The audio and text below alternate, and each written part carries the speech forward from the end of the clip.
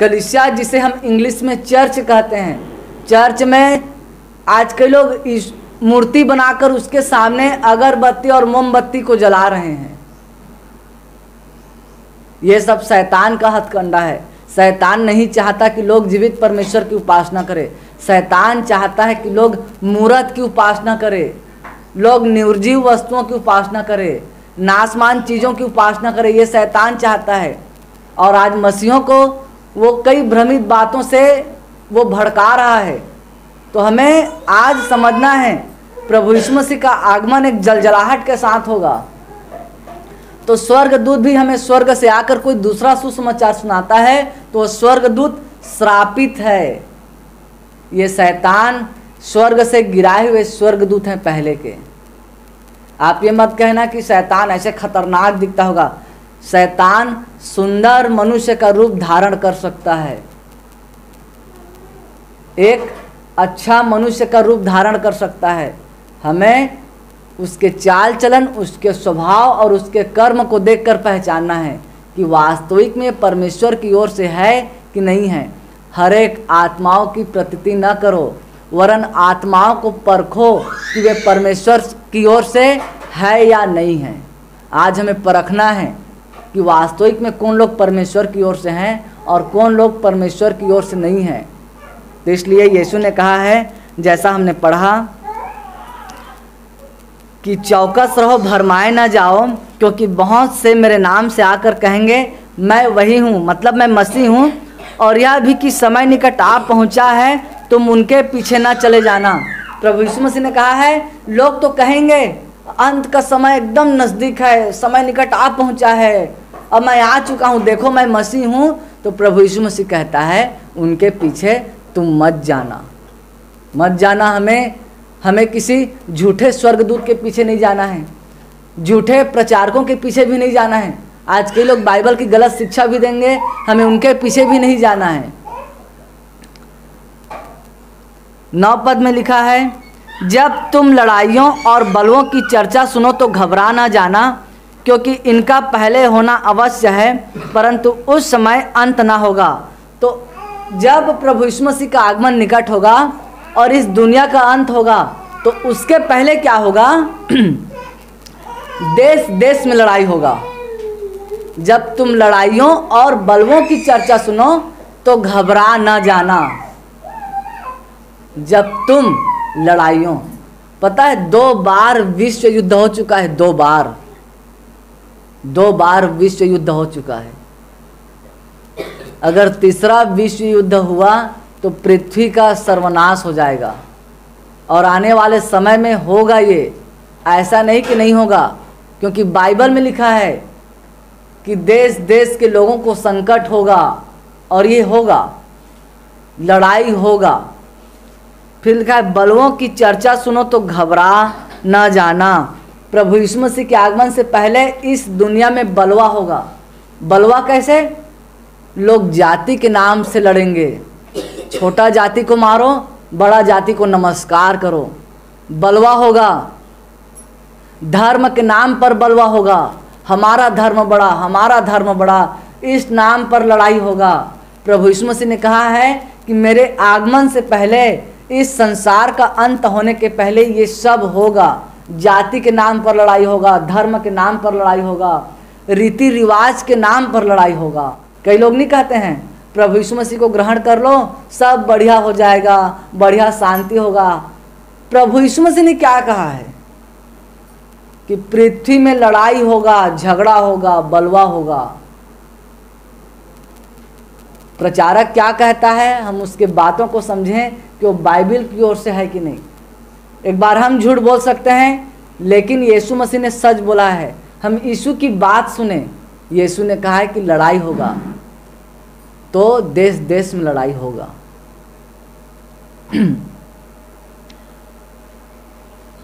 10 पद में लिखा है, तब उसने उनसे कहा जाति पर जाति और राज्य पर राज्य चढ़ाई करेगा। लिखा है बाइबल में कि जाति पर जाति और राज्य पर राज्य चढ़ाई करेगा।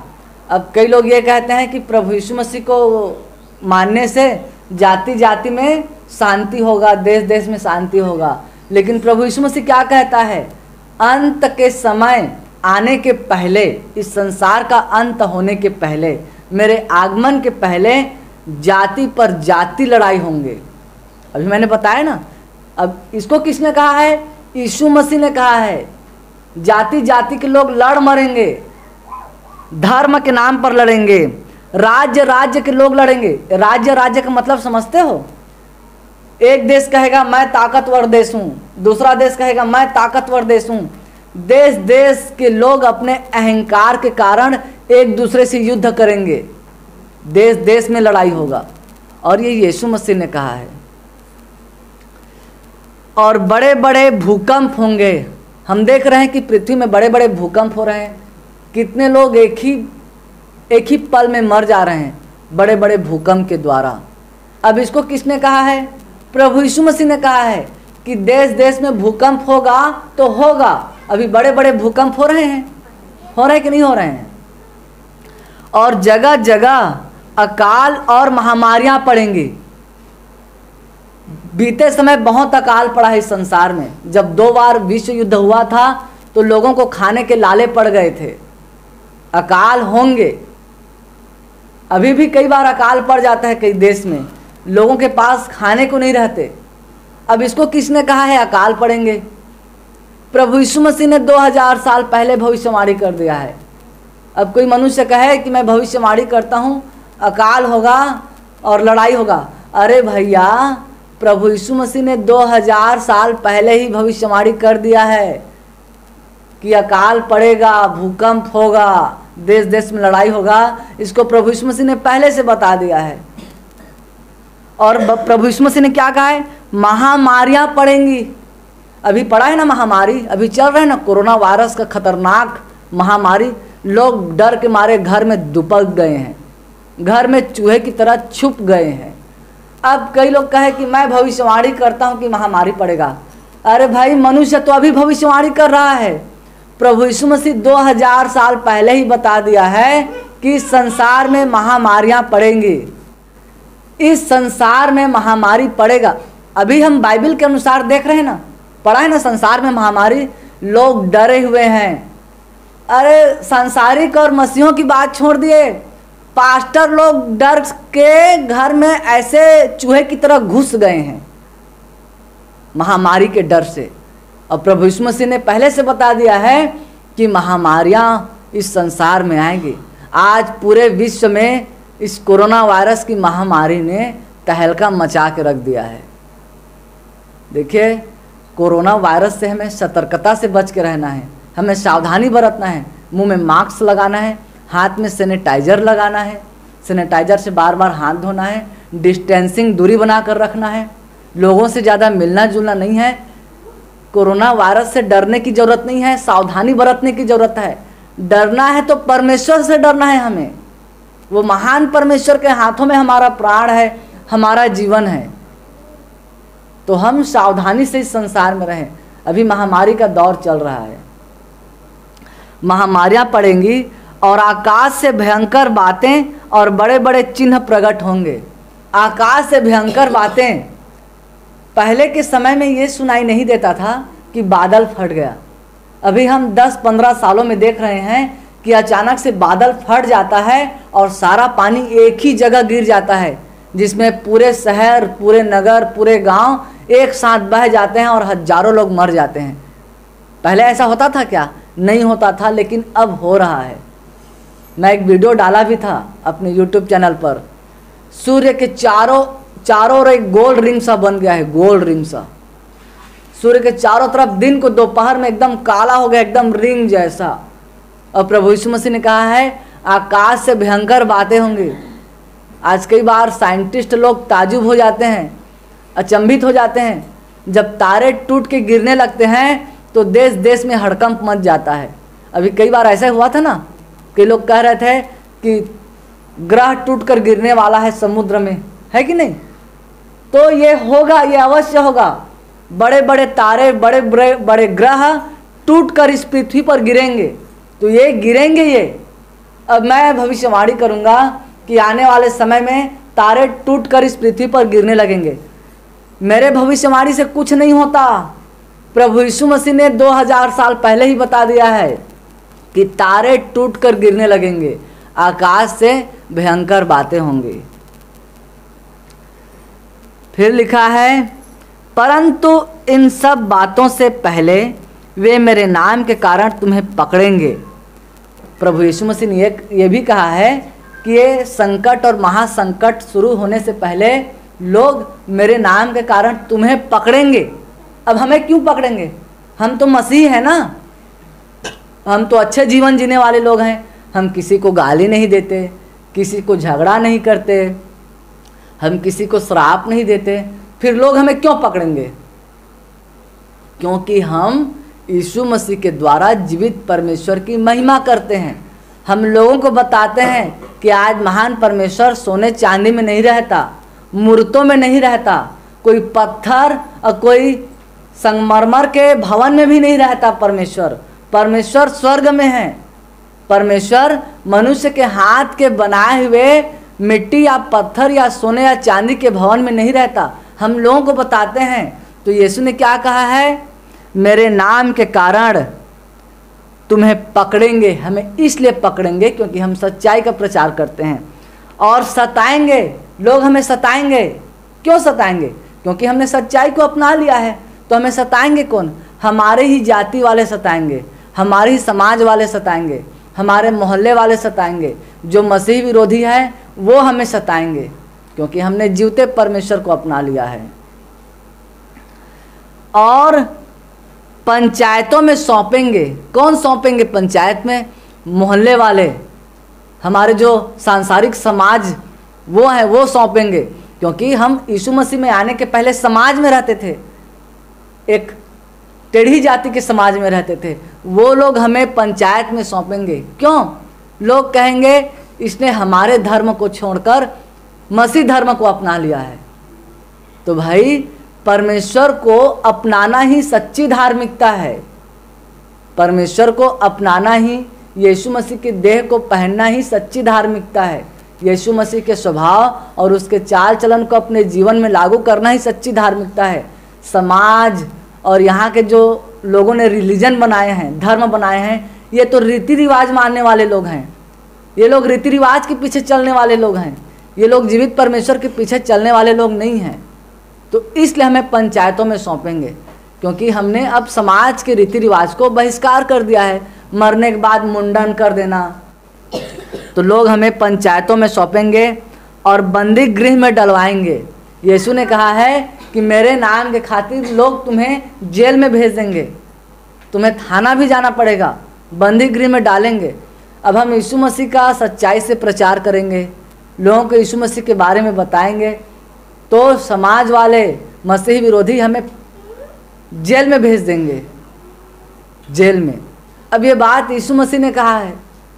अब जो डरपोक मसीह हैं, अरे भैया हम यीशु मसीह का प्रचार नहीं करेंगे, यहाँ यीशु मसीह का नाम मत लेना, नहीं तो हमें लोग, यहाँ के लोग जेल में भेज देंगे, हमारे नाम पर रिपोर्ट कर देंगे।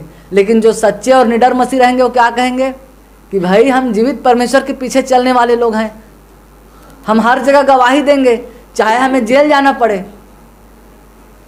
अब लोग यीशु मसीह के नाम से जेल जाने से इतना डरते हैं, तो प्राण देने के समय कितना डरेंगे?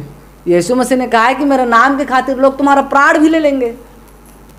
और कई डरपोक मसीह, अरे नहीं भैया यीशु मसीह को हम लोग खुलकर मानेंगे तो लोग हमें मार पीट देंगे, हमारा प्राण ले लेंगे।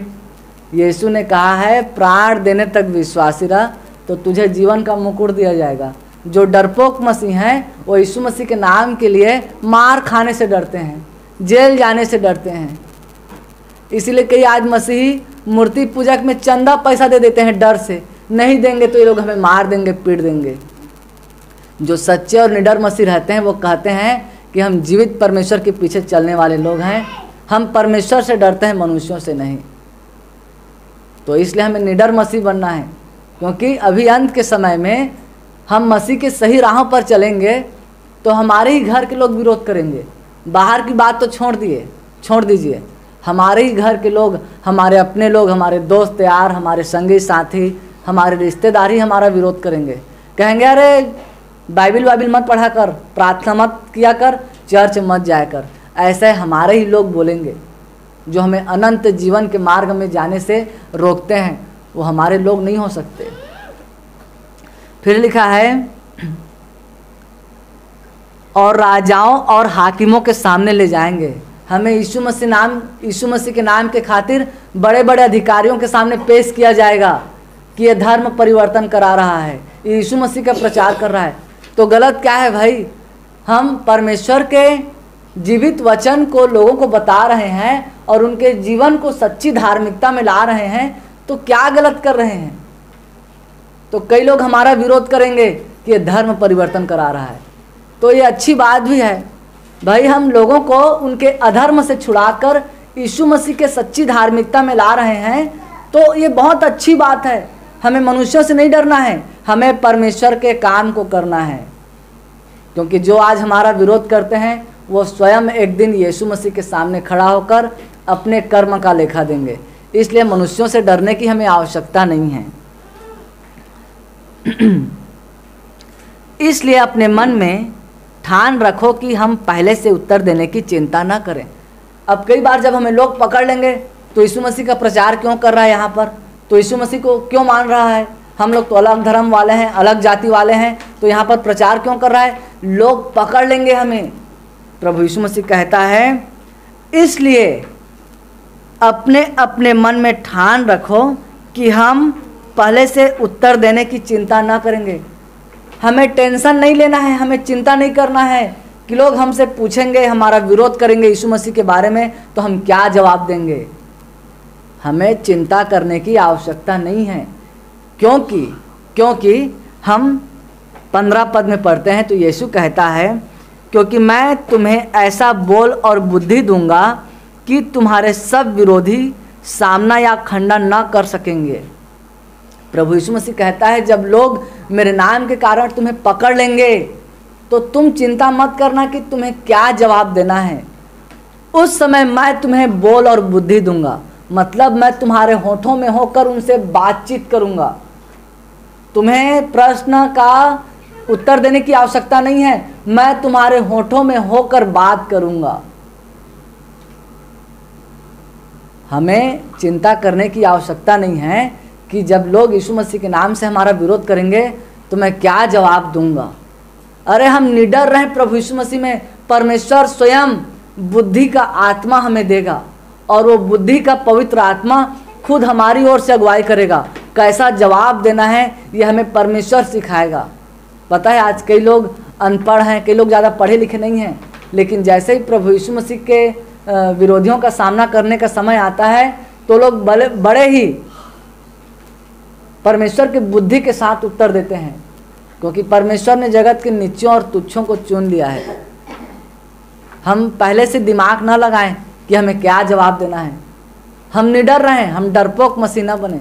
जब निडर रहेंगे तो महान परमेश्वर जो हमें अनंत जीवन देता है, जो हमें अनंत जीवन का मुकुट देता है, वो हमारे अंदर होकर बात करेगा कि क्या जवाब देना है। तुम्हारे माता पिता और भाई और कुटुंब और मित्र भी तुम्हें पकड़वाएंगे, यहाँ तक कि तुम में से कुछ को मरवा डालेंगे। जब हम यीशु मसीह के राह पर चलेंगे तो हमारे अपने लोग हमें पकड़वाएंगे। हो सकता है तो हमें यीशु मसीह के नाम के लिए मार भी डालेंगे, लेकिन हमें मनुष्यों से डरना नहीं है। यीशु ने कहा है, मनुष्यों से मत डरो, कुछ ढका नहीं जो खोला न जाएगा और ना कुछ छिपा है जो जाना न जाएगा। इसलिए हमें मनुष्यों से डरने की आवश्यकता नहीं है। मेरे नाम के कारण सब लोग तुमसे बैर करेंगे। सब लोग, जब हम सही रूप से परमेश्वर के मार्ग पर चलेंगे तो सब लोग बैर करेंगे। हमारे जो अपने खास लोग हैं वो भी हमारा विरोध करेंगे, परंतु तुम्हारे सिर का एक बाल भी बांका ना होगा। अपने धीरज से तुम अपने प्राणों को बचाए रखोगे। हमारा सिर का एक बाल भी बांका नहीं होगा। परमेश्वर हमारी रक्षा करता है, इसलिए हम धीरज से परमेश्वर के मार्ग पर चलें। अपने धीरज से तुम अपने प्राणों को बचाए रखोगे। तो धीरज क्या है? धीरज वो है जब हमारे ऊपर संकट और मुसीबत आएगा, जब हमें कई लोग प्रभु यीशु मसीह के नाम से सताएंगे, तो हमें डर से यीशु मसीह को छोड़ना नहीं है। परंतु हमें धीरज रखना है। धीरज, हो सकता है हमारा प्राण भी ले ले तो भी हम धीरज ही धरें।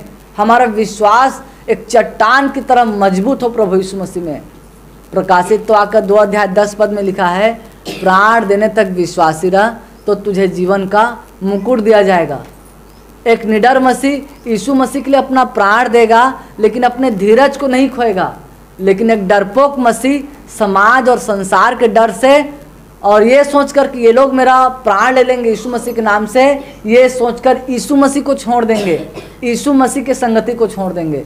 इसलिए हमें डरपोक मसीह नहीं बनना है, हमें परमेश्वर में, मसीह यीशु में निडर मसीह बनना है। हमें निडर मसीह बनना है। हमें परमेश्वर के मार्ग पर खराई से चलने वाला मसीह बनना है और निडर होकर प्रभु का काम करें। हम डर डर कर प्रभु का काम मत करें कि यहाँ मैं प्रचार करने जाऊँगा या इन लोगों को मैं प्रभु यीशु मसीह के बारे में बताऊँगा तो ये लोग मुझसे लड़ाई करेंगे, मुझसे झगड़ा कर देंगे या फिर मुझे मार देंगे, पीट देंगे। भाई अगर हम ऐसे ही डरते रहेंगे तो लोगों के जीवन को कैसे बचा पाएंगे। हम निडर होकर प्रभु यीशु मसीह का प्रचार करें। हम लोगों से मत डरें, परमेश्वर से डरें। और परमेश्वर चाहता है कि हम लोगों के बीच में यीशु के सुसमाचार को सेत मेत कर दें। अरे 10 आदमी हमारा विरोध कर रहा है, कम से कम 2 आदमी तो सुनेंगे प्रभु यीशु मसीह के सुसमाचार को, 2 लोग तो बचेंगे कम से कम। इसलिए हम निडर होकर परमेश्वर के मार्ग पर चलें और परमेश्वर के वचन को हर एक लोगों को निडर होकर बताएं। हम ये मत डरें कि सामने वाला अधिकारी है या फिर गुंडा है या फिर वो मसीह विरोधी है। परमेश्वर तो हर एक लोगों से प्यार करता है। परमेश्वर तो चाहता है कि सबका जीवन बचे। इसलिए हमें यीशु के सुसमाचार को सबको बताना है, सबको समझाना है कि यीशु मसीह हमसे बहुत प्यार करता है। वो हमें नाश करने के लिए संसार में नहीं आया, परंतु हमें बचाने के लिए संसार में आया। तो इसलिए हमें परमेश्वर के प्रेम को लोगों को बताना है, क्योंकि परमेश्वर ने जगत से ऐसा प्रेम किया कि उसने अपना इकलौता पुत्र दे दिया, ताकि जो कोई उस पर विश्वास करे वह नाश न हो परंतु अनंत जीवन पाए। यीशु मसीह दुनिया के तमाम लोगों के लिए, दुनिया के हर एक लोगों के लिए क्रूस पर अपनी जान दी। तो हर एक लोगों को सुसमाचार को बताना है, तब ना लोग समझेंगे कि यीशु मसीह हमसे सच्चा प्यार करता है। लोग तो यही समझते हैं ना कि यीशु मसीह विदेश का है। कई लोग ये समझते हैं कि प्रभु यीशु मसीह विदेश का है। अरे भाई, स्वर्ग और पृथ्वी का मालिक क्या विदेशी हो सकता है? वो स्वयं पृथ्वी का रचनाकार है प्रभु यीशु मसीह, क्या वो विदेशी हो सकता है? तो कई लोग आज कहते हैं कि यीशु मसीह विदेश से आया है, वो विदेशी है। तो हमें उन्हीं लोगों को बताना है, वो स्वर्ग और पृथ्वी का स्वामी है, वो विदेशी नहीं है। हम उसके हाथ के बनाए हुए रचना है, हमें उससे प्यार करना है। तो प्रभु यीशु मसीह ने पहले से अपने चेलों को बता दिया था इस संकट के बारे में, मुसीबत के बारे में, कि मेरे आगमन से पहले ये सब होगा। और भी बातें हैं जो यीशु मसीह ने कहा है। यरूशलेम के विनाश की भविष्यवाणी, इसको हम फिर कभी देखेंगे। महान परमेश्वर इन वचनों के द्वारा हमें बहुतायात से प्रभु यीशु मसीह के नाम में आशीष प्रदान करें।